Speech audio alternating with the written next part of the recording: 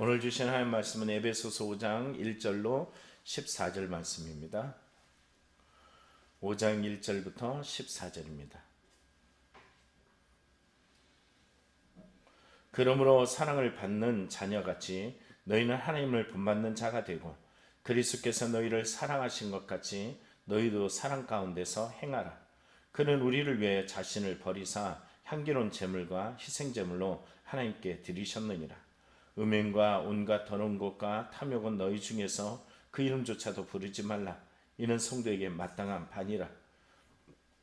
누추함과 어리석은 말이나 희롱의 말이 마땅치 아니하니 오히려 감사하는 말을 하라.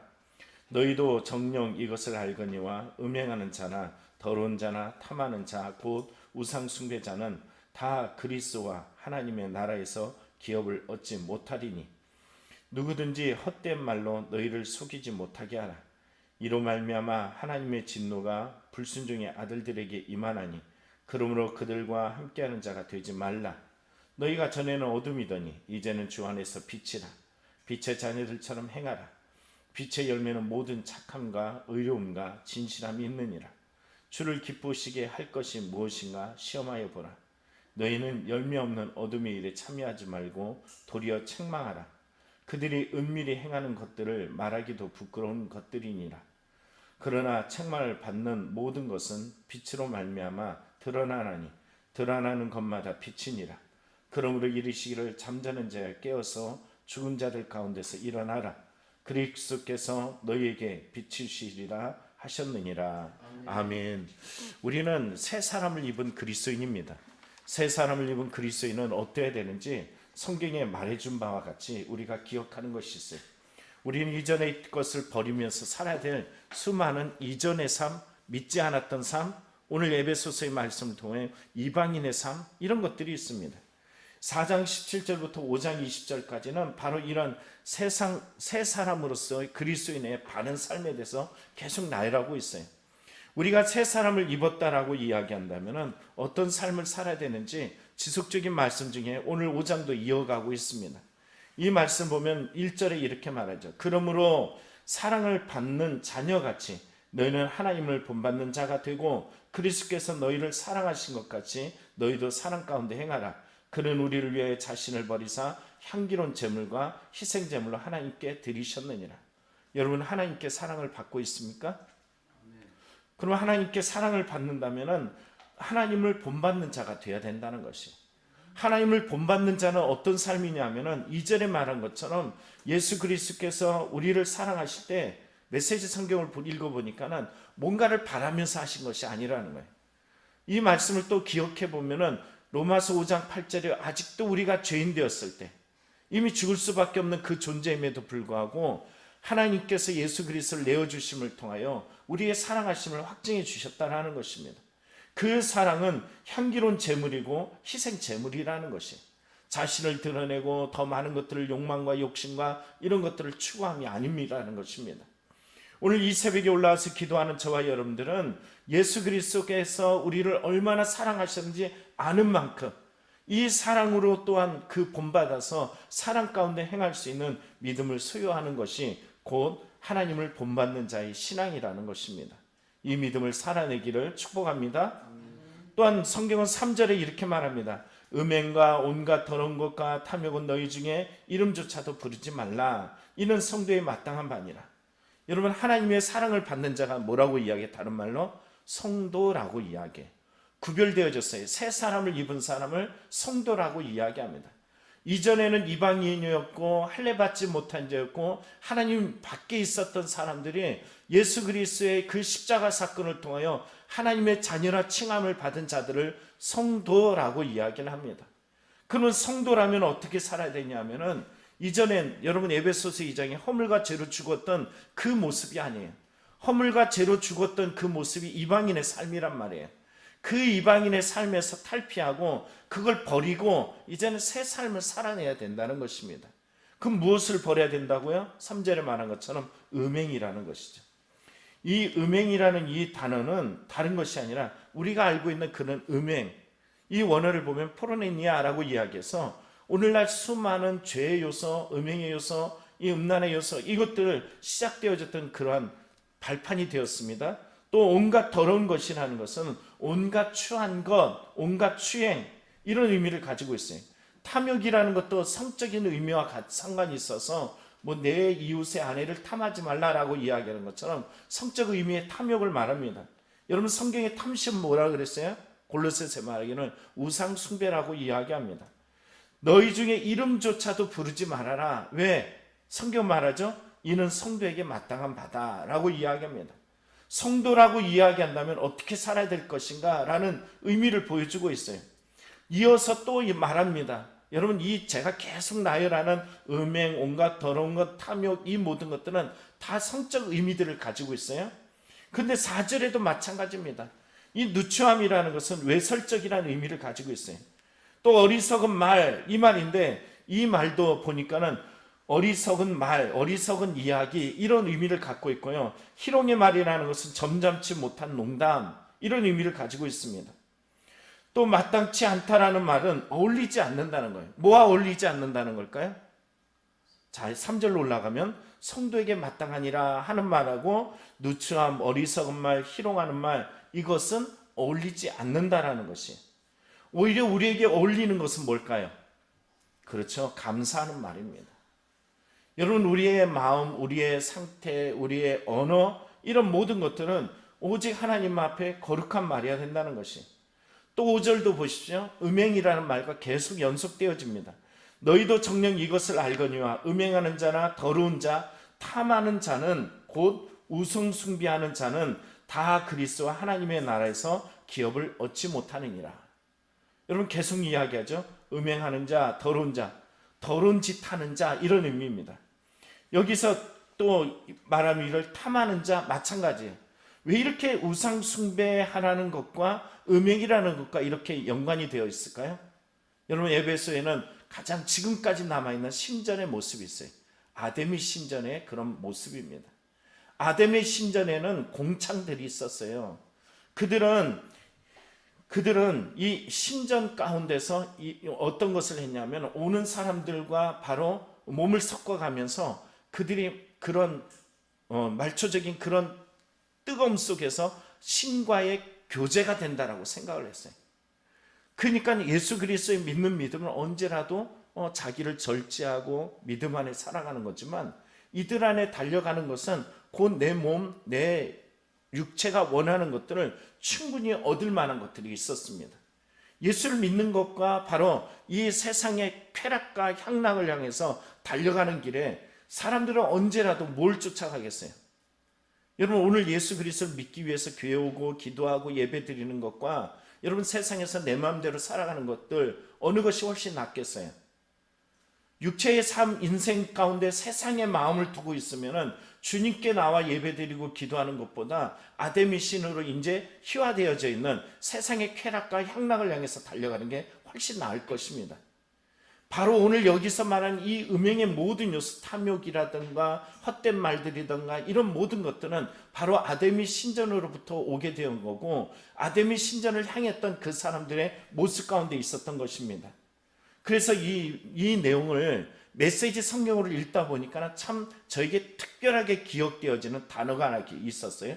그것은 다름 아닙니다. 그것은 바로 변종이라는 단어였어요. 여러분, 변종이 뭘까요?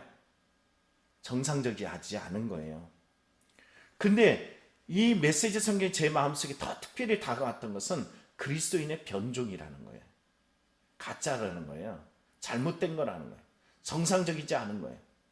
내가 한 발은 이쪽을 담그고 한 발은 이쪽을 담그면서 내가 신앙생활 할 수 있어 라고 이야기지만 그건 변종이라는 거예요. 내 마음과 내 생각과 내 삶 속에 끊어버려야 돼야 될 것이 바로 오늘 성경 말하는 것이 성도의 마땅한 바이라는 것입니다. 이걸 끊어내야지 비로소 하나님 나라, 그리스도의 나라에서 하나님의 기업을 얻는 성도의 삶을 살아가게 될 것을 말합니다. 또한 이렇게 살아야 되는 이유는 뭐가 있느냐면 6절에 말합니다. 누구든지 헛된 말로 너희를 속이지 못하게 하라. 사람들은 헛된 말이라는 것은 당시에 이 거짓 교사들이 삶에 들어와서 이리 같은 것들이 들어와 가지고 어떤 짓을 했냐면 성도들의 신앙에 그렇게 살아도 괜찮아, 문제 없어, 이러면서 그들의 마음을 농락했고 빼앗아가는 일들이 있었어요. 또한 이 헛된 말들을 보면은 당시에 여러분 알죠? 로마에 가지고 있는 그 문학, 철학 이런 것들로 그들의 마음을 또 빼앗아가는 일들이 있었습니다. 그래서 이들이 가지고 있는 이 헛된 말은 속이기 위함이었어요. 여러분, 이 속이는 것은 누구로부터 온 것일까요? 그렇죠. 사단으로부터 온 겁니다. 창세기 3장에 보면 하와를 속였던 그 영이에요. 골로새서 2장에도 말하기를 바로 헛된 것으로 세상 것으로 우리를 속일 것을 말해주고 있습니다. 그러므로 우리는 하나님의 진노가 불순종의 아들들, 아까 말했던 변종, 그들이 불순종의 아들들이죠.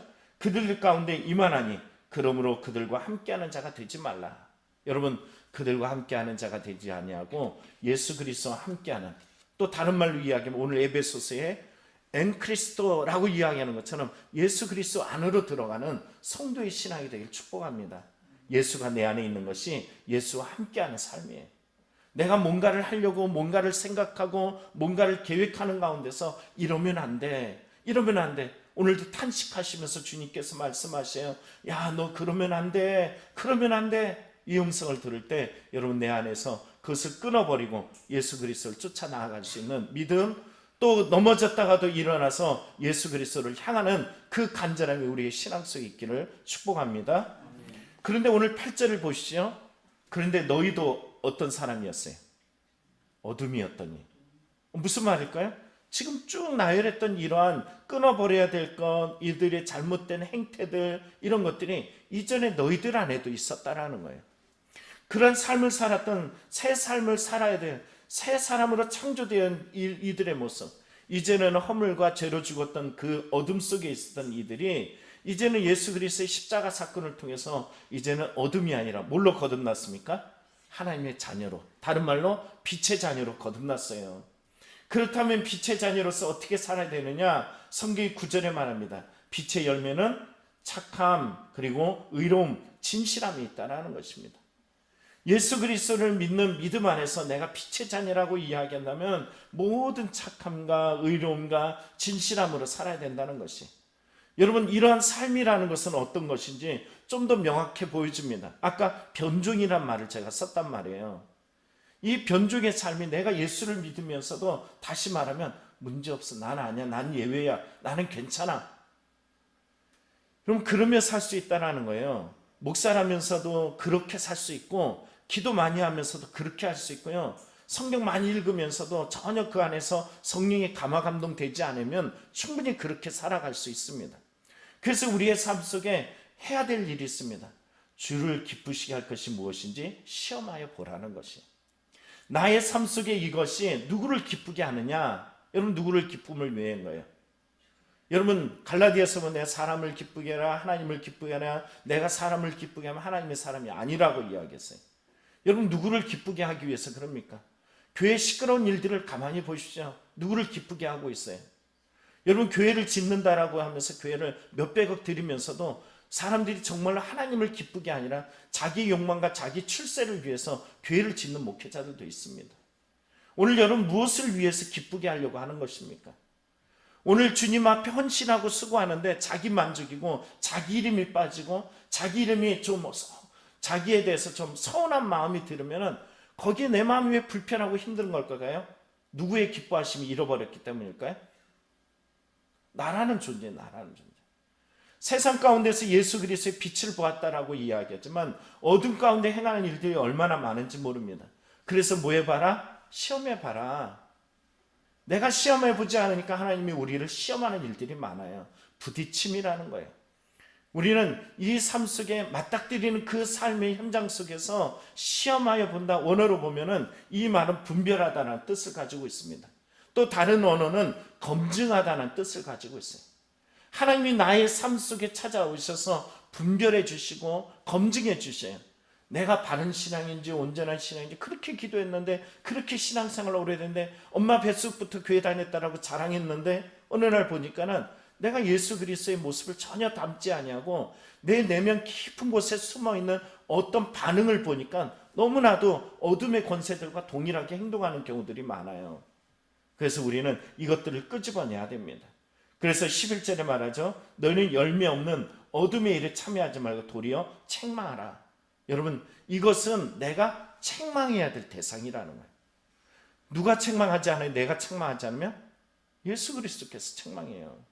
우리의 신앙 속에서 이게 온전한 것이 그런 것인지 바른 것인지 늘 바로 볼 수 있는 믿음이 되기를 원합니다.